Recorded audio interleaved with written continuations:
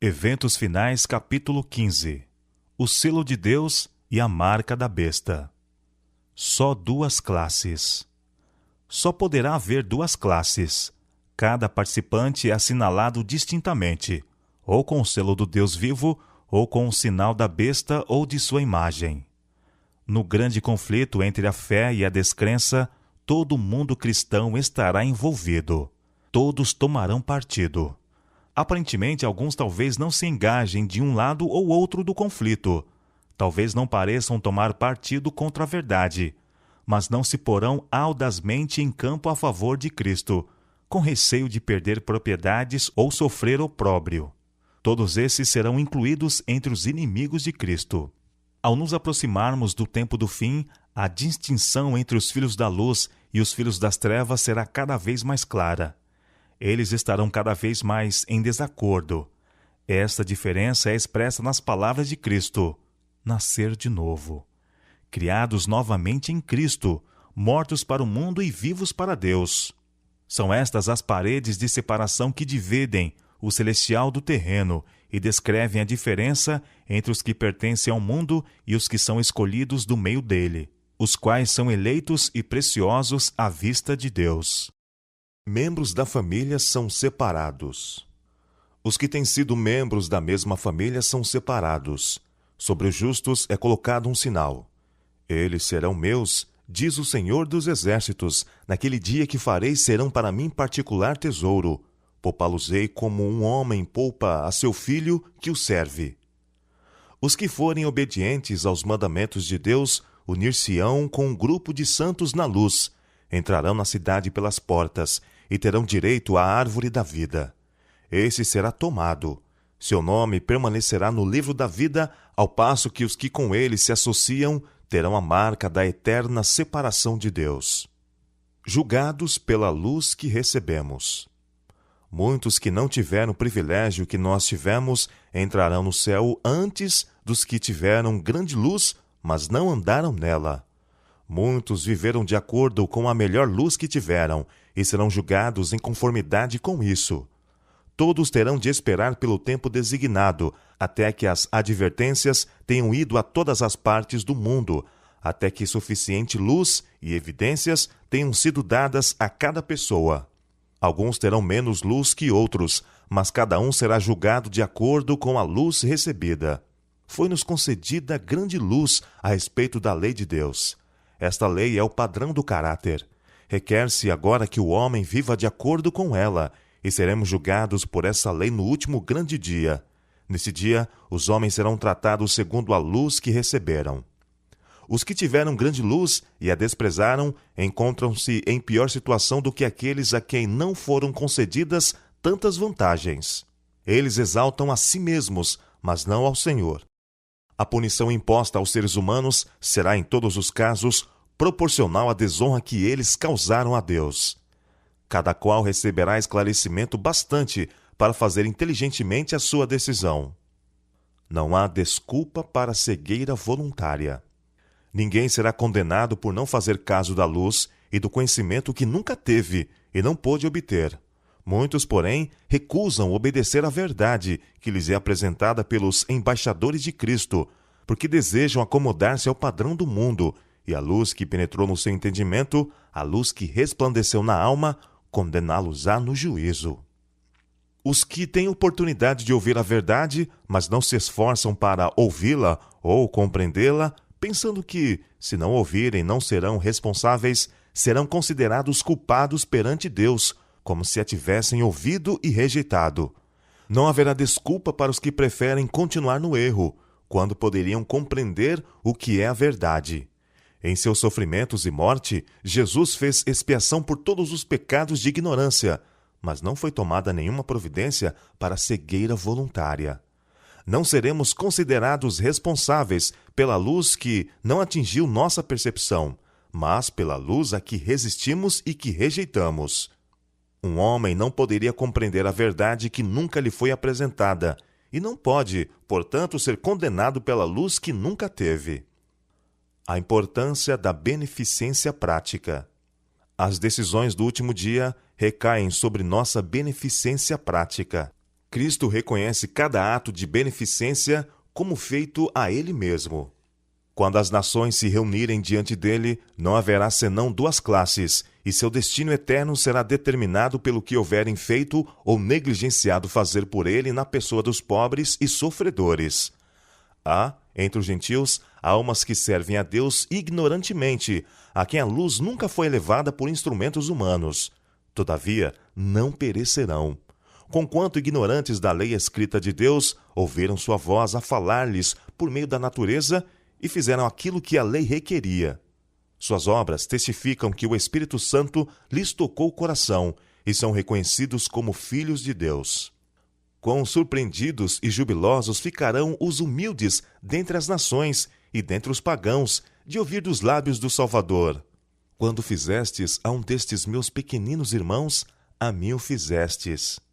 Quão alegre ficará o coração do infinito amor quando seus seguidores erguerem para ele o olhar, em surpresa e gozo, ante suas palavras de aprovação.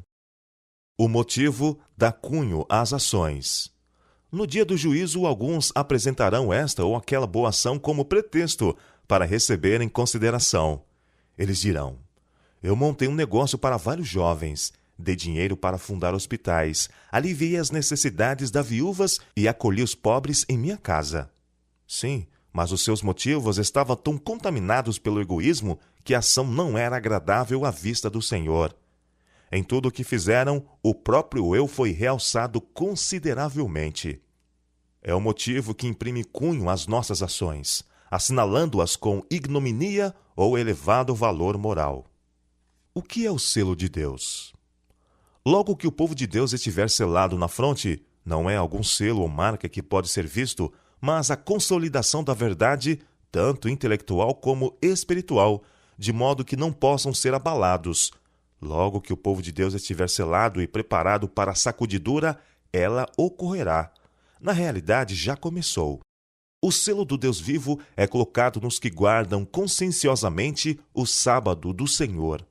Os que querem ter o selo de Deus na testa precisam guardar o sábado do quarto mandamento.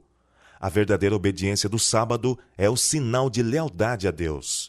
De todos os 10 preceitos, só o quarto contém o selo do grande legislador, Criador dos céus e da terra. A observância do memorial do Senhor, o sábado instituído no Éden, o sábado do 7º dia, é a prova de nossa lealdade a Deus. Tão verdadeiramente como foi colocado um sinal sobre as portas das habitações dos hebreus, para proteger o povo contra a ruína geral, será colocado um sinal em cada um dos que pertencem ao povo de Deus. O Senhor declara: também lhes dei os meus sábados para servirem de sinal entre mim e eles, para que soubessem que eu sou o Senhor que os santifica. Semelhança com Cristo no caráter. O selo do Deus vivo só será colocado nos que se assemelham a Cristo no caráter.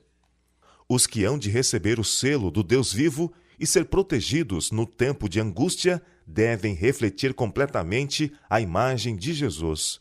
O selo de Deus jamais será colocado à testa de um homem ou mulher impuros. Jamais será colocado à testa de um homem ou mulher cobiçosos ou amantes do mundo. Jamais será colocado à testa de homens ou mulheres de língua falsa ou coração enganoso. Todos os que recebem o selo devem ser imaculados diante de Deus, candidatos para o céu. O amor exprime-se na obediência, e o amor perfeito lança fora o temor. Os que amam a Deus têm o seu selo na testa e praticam as obras de Deus. Os que vencem o mundo, a carne, o diabo, serão os agraciados que receberão o selo do Deus vivo. Com todas as faculdades que nos foram dadas por Deus, estamos procurando alcançar a medida da estatura de homens e mulheres em Cristo? Estamos buscando sua plenitude, chegando cada vez mais alto, procurando atingir a perfeição de seu caráter? Quando os servos de Deus chegarem a esse ponto, eles serão selados em suas frontes. O anjo relator declarará: feito está. Eles estarão completos naquele a quem pertencem pela criação e pela redenção. No tempo do selamento, agora. Vi que a presente prova do sábado não poderia vir até que a medição de Jesus no lugar santo terminasse e ele passasse para dentro do segundo véu. Portanto, os cristãos que dormiram antes que a porta fosse aberta no Santíssimo, quando terminou o clamor da meia-noite no 7º mês, em 1844, e que não haviam guardado o verdadeiro sábado, agora repousam em esperança, pois não tiveram a luz e o teste sobre o sábado que nós agora temos, uma vez que a porta foi aberta. Eu vi que Satanás estava tentando alguns do povo de Deus neste ponto, sendo que grande número de bons cristãos adormeceram nos triunfos da fé e não guardaram o verdadeiro sábado. Eles estavam em dúvida quanto a ser isto um teste para nós agora. Satanás está agora usando cada artifício neste tempo de selamento, a fim de desviar a mente do povo de Deus da verdade presente e levá-los a vacilar. Vi que ela, a senhora Hastings, estava selada, e a voz de Deus ressurgiria e se ergueria sobre a terra, e estaria com os 144.000. Vi que não precisamos chorar sobre ela. Ela repousaria durante o tempo da angústia. Em nossa terra vivem homens que passaram dos 90 anos de idade. Os resultados naturais da velhice se fazem notar em sua debilidade, mas eles creem em Deus e o Senhor os ama. O selo de Deus está neles e se encontrarão com aqueles a cujo respeito o Senhor disse: Bem-aventurados mortos que morrem no Senhor. Oxalá o selo de Deus seja colocado em nós. Dentro em pouco será colocado o selo de Deus em cada um de seus filhos. Oxalá ele seja colocado em nossas frontes. Quem pode suportar o pensamento de ser passado por alto quando o anjo se puser a selar os servos de Deus em suas frontes? Se os crentes, na verdade, não forem sustidos por sua fé nestes dias relativamente pacíficos, que os deterá quando vier a grande prova e sair o decreto contra todos os que não adorem a imagem da besta, nem receberam na testa ou nas mãos o sinal? Não está longe esse tempo solene. Em vez de se tornar fraco e irresoluto, o povo de Deus deve estar reunindo forças e ânimo para o tempo de angústia. O que é a marca ou sinal da besta? João foi convidado a contemplar um povo distinto dos que adoram a besta ou a sua imagem, observando o primeiro dia da semana. A observância desse dia é o sinal da besta. O sinal da besta é o dia de repouso papal. Quando vier a prova, será mostrado claramente o que é a marca da besta. Ela é a observância do domingo. O sinal ou selo de Deus é revelado na observância do sábado do 7º dia, o memorial divino da criação. A marca da besta é o oposto disso, a observância do primeiro dia da semana. A todos, os pequenos e os grandes, faz que lhes seja dada certa marca sobre a mão direita ou sobre a fronte. Apocalipse capítulo 13, verso 16. Os homens não só não deverão trabalhar com as mãos no domingo, mas reconhecer com a mente que o domingo é o sábado. Quando é recebido o sinal da besta? Ninguém recebeu até agora o sinal da besta. A observância do domingo não é ainda o sinal da besta, e não será até que saia o decreto compelindo os homens a venerarem esse falso sábado. Chegará o tempo em que esse dia será a prova, mas esse tempo ainda não veio.